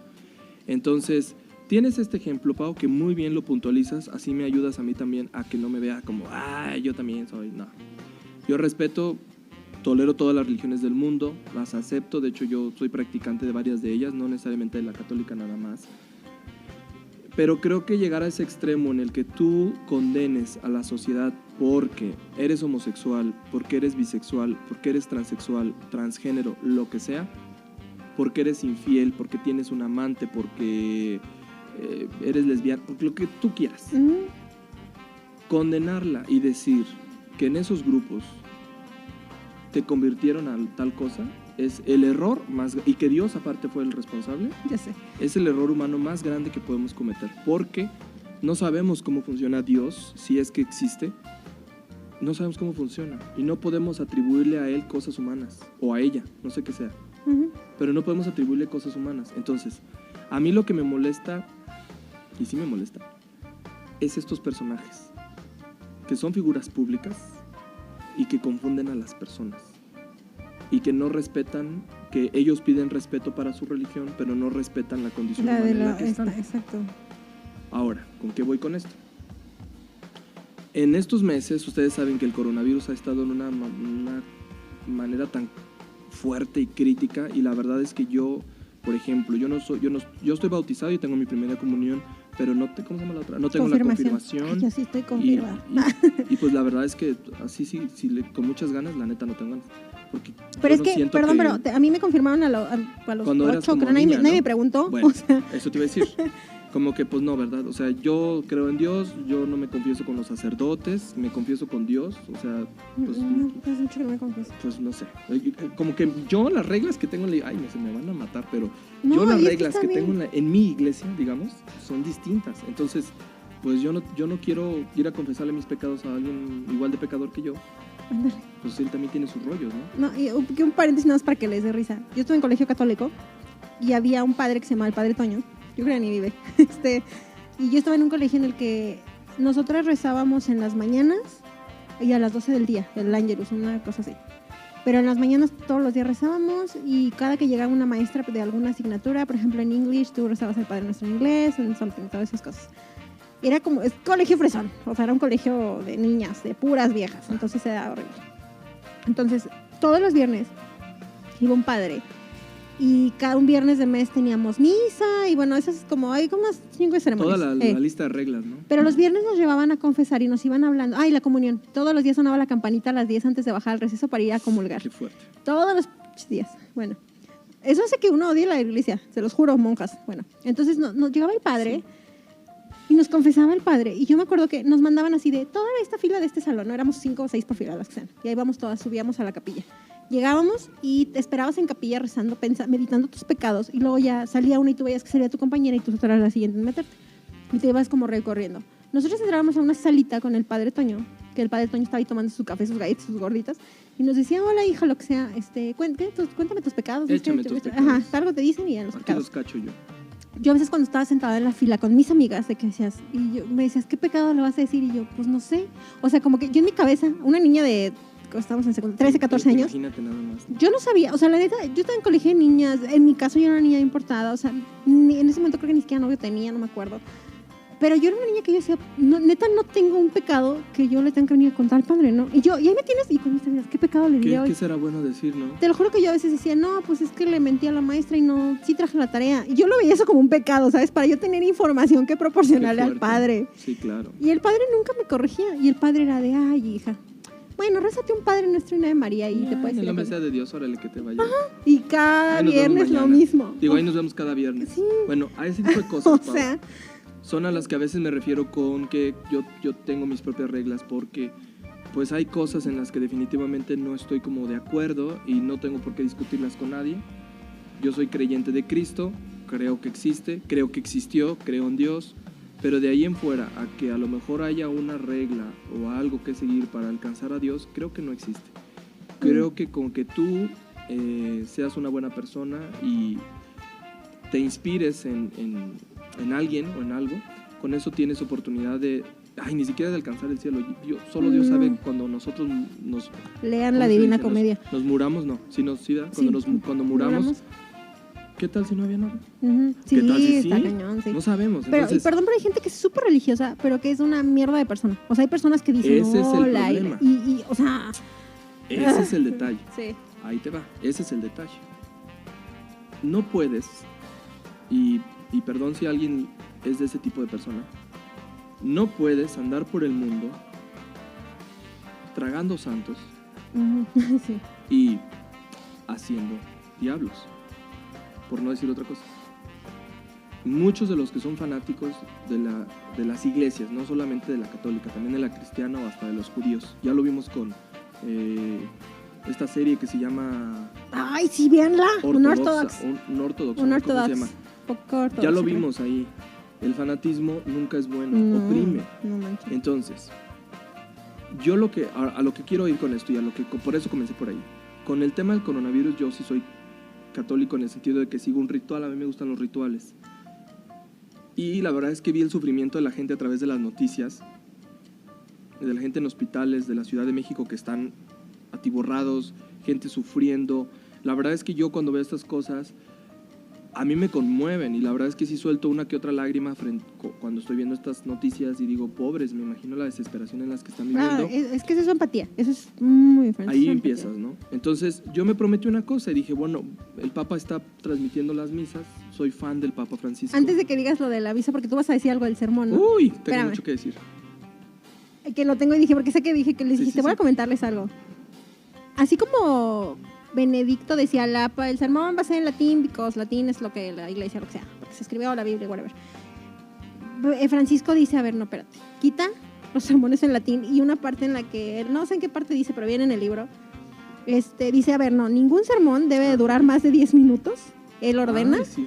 explica lo que les dice a sus cardenales, obispos, lo que sea, les explica lo que quieres explicar claramente, con rapidez, y luego apártate de la escena, deja que la gente que tiene sus propios problemas vuelva a su vida con ciertos apetitos satisfechos. O sea, al que le llegó el sermón, le llegó, cada quien sus Y el cosas, que vámonos no, a chambear. Exactamente. Y eso me encanta del Papa. O sea, dices que la gente tiene cosas que hacer. Practicidad Sí, en la religión. Súper, ya puedes seguir con el sermón. Bueno, así que, pues en una especie como de ritual, yo decidí desde el 1 de mayo, estamos a día 16 del 2020, ver todas las noches la misa.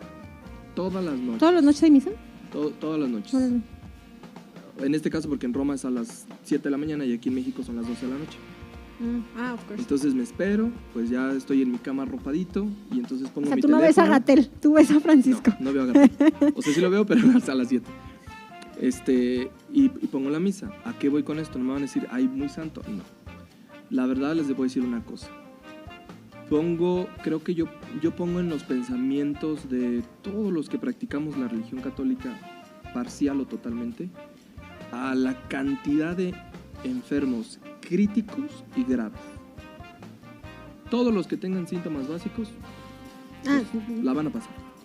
Sí, Pero los no. que están en estado crítico y los que están en estado grave, desde el 1 de mayo, mi intención de la misa es esa. Y hasta el final estoy yo y mi familia. Primero están ellos. En los sermones, algo que he descubierto, no soy manso hermano, se llaman las homilías. Uh-huh. En las homilías del Papa Francisco de estos 16 días, 5 han sido muy buenas y las otras medianamente buenas. De las cuales les voy a decir qué pasó. Y aquí viene el chisme sabroso. El Papa Benedicto dijo en una entrevista que la homosexualidad era una aberración del demonio. Búsquenlo, está reciente. Uh-huh. Pues el Papa Francisco en la homilía del día siguiente, clarito: yo no soy quien para juzgar a la humanidad por sus actos. Lo único que sé es que si son buenos, empáticos, tolerantes y compasivos, son hijos de Dios. Con eso le dio una cachetada de guante blanco a Benedicto. Muy sutilmente le dijo: mira, quítate esas ideas. Sí. Esas ideas son de los siglos anteriores, estamos en un siglo nuevo y que actualizas. Segundo día. Benedicto estaba en contra del sincretismo religioso. Ajá. ¿Qué es el sincretismo religioso? Que la religión católica se adopte a las demás religiones y que digan, bueno, pues sí, todos tienen razón. Cada quien... Que respete, no sé cómo explicarlo, que comprenda que no nada más es la única, o sea, que hay como más, no sé si explicarlo correctamente. Sí, que lo que no quieren es que se conjunten las ideas religiosas y se armonicen todas de acuerdo. Ajá, exacto. Eso no, porque entonces significa que Cristo no es el único Dios. O sea, Ajá, que es los como árabes admitir están bien, que tienen... que ajá. los judíos también están bien, Ujú. ¿no? Que las tribus también están bien, que sus dioses son correctos. Pues, ¿qué creen? ¿Qué creen? dijo Ahí les va el Francisco? chisme bien sabroso. El día 14 de mayo, Ujú. se unieron todas las religiones del mundo para rezar de manera cada quien en sus credos por la humanidad, para que el coronavirus se detenga. Y Francisco lo dijo clarito: ni los católicos son los que tienen la religión correcta, ni los musulmanes, ni los judíos, ni los budistas. Cada quien cree en algo que cree que es correcto Eso te voy a decir. Ujú. y está bien. Lo que pasa Cuando es que... dijo eso, aceptó el sincretismo. Entonces, está dando a entender Francisco que los católicos no somos los que estamos en lo correcto. Nosotros creemos en Cristo y para nosotros está bien, pero los budistas ni siquiera tienen Dios. Tampoco es que crean en Buda, sino que aprenden de las lecciones de Buda y se acabó. También están bien. Yo lo que siento es que, y creo que lo hemos comentado mucho, creo que no, tú puedes ser ateo, puedes ser lo que tú quieras, pero la gente necesita algo en que creer. Siempre tú necesitas un algo, lo que sea, así sea tu Dios de la ciencia y Nikola Tesla sea tu, o sea, lo que sea. Tú necesitas realmente creer en algo. ¿Qué pasa? Que esas figuras que para ti son tu role model y lo que te da paz y lo que sea, tú buscas perfección en esas.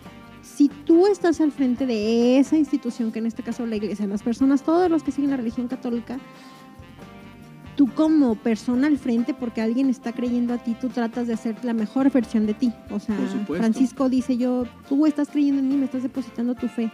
La gente cuando ya se encuentra en una situación de enfermedad, se te está muriendo un familiar, no eres religioso y te pones a rezar. Sí. En lo que sea, a quien le quieras creer. Pero es eso, la gente siempre va a buscar en qué creer. Claro. Necesitas algo a que agarrarte.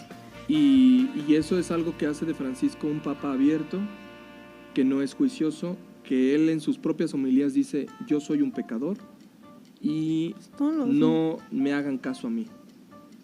Vivan su experiencia y la experiencia les va a enseñar lo que Dios quiere decirles. Llámese Jesucristo, llámese Mahoma, llámese como se llame. Llámese Moisés para los judíos. No se mete él con eso. Y yo creo que eso es lo mejor que puedes hacer por la humanidad es respetar sus creencias religiosas. Y si alguien es ateo, qué bueno. Algo nos enseñará a los religiosos. Los que son religiosos les enseñarán algo a los espirituales. Y los espirituales les van a enseñar algo a los religiosos. Entonces, yo pienso que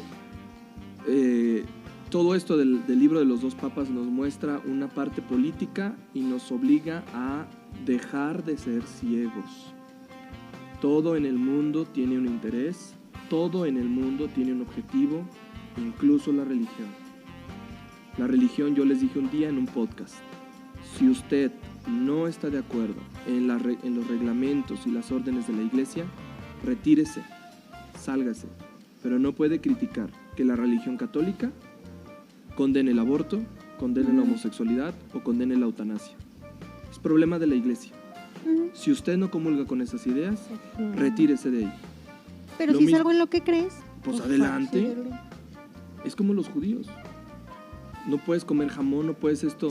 ¿No le gusta? Como en esta serie que estamos viendo. Sálgase. Pues sálgase. Viva su vida. Que fue lo que hizo la chavita. Dijo, no, pero está como que no va conmigo. No quieras obligar a una comunidad a que cambie sus reglas.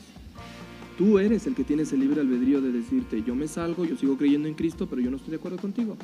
Cuando yo vi lo del Papa Benedicto, que la homosexualidad es una aberración del demonio, pues es su problema. Yo estoy cómodo con eso.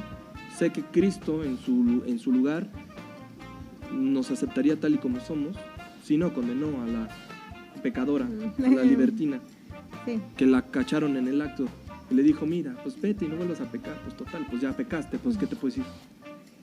Contimas a la gente homosexual o las mujeres que quieren abortar o la gente que quiere que está por cometer la eutanasia, por ejemplo, porque ya no resiste el dolor de una enfermedad. Si ustedes no comulgan con eso, apártense y vivan la vida que ustedes deseen, pero no se acoplen a algo donde los obligan a creer en algo que los puede martirizar. No, para eso es el mundo libre. Y creo que para poder decidir, tú tienes que estar informado. No puedes hablar a lo güey. Y tienes, realmente, o sea, esta es la cuestión. ¿Por qué les recomendamos, por ejemplo, el libro? No porque seas religioso, no porque te vaya a convertir, ni mucho menos. Si tú quieres entender, por ejemplo, tú eres católico y quieres entender pues, cómo se mueve de atrás tu religión, pues órale. Si tú realmente no sabes qué religión es como la que va contigo, pues tú te pones a investigar y lees y dices, pues creo que es esto, pues creo que es lo otro.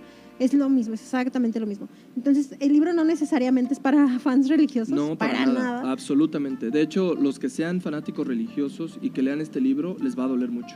Sí, porque les va a derrumbar una historia que ustedes creen que puede ser la correcta dentro de la Iglesia Católica y estamos equivocados.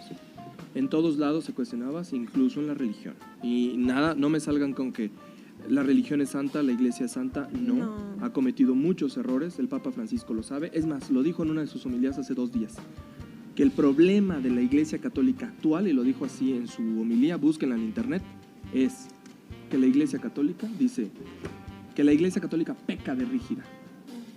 no, las cosas se tienen que hacer así, paso A, paso B, no, es incorrecto. Cada quien es libre de poder creer. Si tú eres católico, respeta tu religión y acóplate. Si no eres, puede marcharse a otro lado. Oye, de hecho, fíjate que ahora lo pienso, Pau. Por ejemplo, los del la pederasta. Imagínate que a ti te pase, ¿no? Bueno, que a mí me pase. Y que entonces yo llego con el sacerdote y le digo, oiga, es que el sacerdote fulano de tal me hizo esto y esto y esto en mi niñez. Y el sacerdote me dice, no, pues te tienes que aguantar y no puedes decir nada porque vas a ser excomulgado. No, pues con la pena. Mejor prefiero retirarme de la religión, no de mi fe. Ajá. Prefiero retirarme de la religión católica y demandar a esa persona, denunciarlo, que renunciar a mi fe. Son dos cosas diferentes. Una cosa es la fe y la otra es las reglas dentro de tu comunidad religiosa. Por eso yo siempre lo he dicho, yo soy espiritual, no religioso. Al final la iglesia es una institución. La iglesia es una política, institución. de hecho. Claro. Sea, entonces, esa es la cuestión de cómo... Creo que el libro, como bien lo dijiste ahorita, es un libro más político. Un libro que te va a explicar cómo se mueve todo este trasfondo. Y la verdad es muy interesante conocerlo. Creo que si vemos estas series donde cómo funciona la política atrás o el narco atrás, aquí es lo mismo. Vean House of Cards, no sé cómo se pronuncia. Eso. Véanla y vean Narcos y vean, es lo mismo. Es lo mismo. Sí. Así. Yo he estado en ceremonias judías, en ceremonias budistas, en ceremonias cristianas. No me gustan mucho, pero he estado, respeto, me gusta que me inviten. Yo los he acompañado de corazón y muchos de ellos han estado conmigo en las ceremonias católicas y no saben lo bonito que se siente decir amigo judío, amigo musulmán, amigo budista, y que nos respetemos, que no estemos uno en contra del otro porque tú crees en una cosa y yo creo en otra. Para nada, cada quien, hasta los que creen en la Santa Muerte merecen mi respeto porque tienen su propia fe. Está bien, no sé en qué le vemos como humanidad el problema de... Pero bueno, ya me voy a callar. No, y aparte es que sí es un tema como muy apasionante y creo que, como les digo, creo que una de las razones por las cuales Ricardo y yo quisimos leer el libro era como para discutir un tema de religión porque siempre es controversial, pero con la intención de que ustedes también se vean como en esta cuestión de ¿sabes qué? Vamos a entender cómo funciona. El libro, les recomiendo las dos cosas, creo que el libro y la película de los dos son maravillosos. Échense los dos, sí. Creo que valen la pena. Porque van a encontrar cosas diferentes, ¿no? Sí, hay detalles que se complementan. El libro, ya les dije hace ratito, son 300 páginas y lo trae la editorial Roca. Es biografía como tal, o sea, realmente te cuenta la historia de los personajes. No está tan caro como otros libros, está aproximadamente $300. Sí, es un libro. La película está gratis en Netflix. Creo que la mejor referencia que tiene es que tanto el libro como la película están escritas maravillosamente por quien escribió Bohemian Rhapsody y The Darkest Hour y la de la teoría del todo. Realmente vean esas películas porque pues son realmente apropiaciones muy buenas de personajes históricos. Entonces creo que es lo más padre. Las dos cosas valen muchísimo, muchísimo la pena. Entonces creo que por nosotros... Y podríamos seguirnos 3 horas de hablando de religión. Ahí hay más cosas que no tocamos y yo también me quedé con ganas de más cosas, de decirles más cosas. Pero bueno, es que el tiempo apremia, ya creo que ya va 1 hora y media. Muy bien. Y pues vamos a cerrar el podcast ya para... Sí, vamos cerrando ya el podcast. Antes de pasar a los anuncios patrocinados de nosotros, yo le dije a Ricardo, aquí los tengo anotados, que en este episodio quería mandarle saludos a 2 personas que les prometimos, bueno, a varias, pero en el otro le tocará a las otras 2. Uno de ellos estábamos platicando, que esperamos invitarlo pronto. Tenemos un querido amigo divulgador que tuvimos el honor de conocer. Yo primero por redes sociales y luego tuve la fortuna de conocerlo en una cuestión de charlas que él impartió aquí con nosotros. Él es Luis Javier Plata Rosas, él es escritor, pero también es investigador y es divulgador científico. Sus novelas, luego les hablaremos de alguna, pero normalmente lo que escribe es como divulgación científica, pero de temas actuales. Ejemplo, de las caricaturas, de la serie de Game of Thrones, de como ondas de este tipo, pero lo relaciona mucho. Toda la ciencia común que hay detrás está muy interesante para las personas que trabajamos en esta área, es muy padre. Esperamos después poderlo tener aquí con nosotros. Y yo hace poquito acaba de ser su cumpleaños, entonces lo apunté en la lista de, le queremos mandar un saludo dentro del episodio. Y dentro de las personas que nos escriben por inbox y demás, hay un chico, le platicaba a Ricardo, porque los dos checamos las redes, que es muy constante a las publicaciones, entonces le prometimos también que lo íbamos a saludar en agradecimiento también de toda la promoción. Su usuario de Instagram es Javier_Tenedor y ustedes así lo pueden encontrar.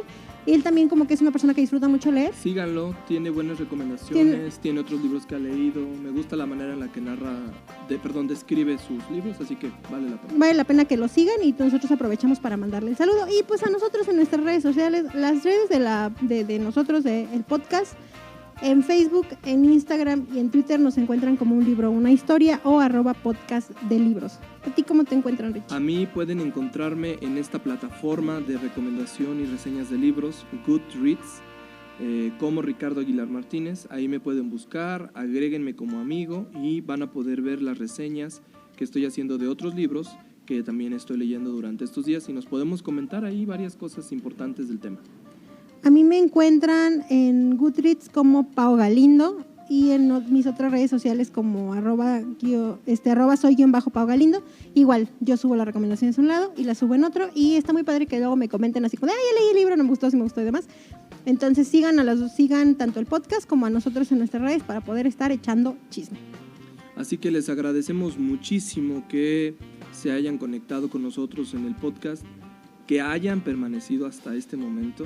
Gracias si lo escucharon hasta aquí y pues no nos queda otra cosa más que invitarlos a que nos sigan apoyando con el podcast, a que sigan comentando nuestras publicaciones en todas las redes sociales, compartan el podcast que les haya parecido su favorito, no nos dejen morir en esto solos, estamos haciéndolo con mucho cariño y con mucho amor para ustedes, para que puedan tener una oportunidad de leer el libro que quieran.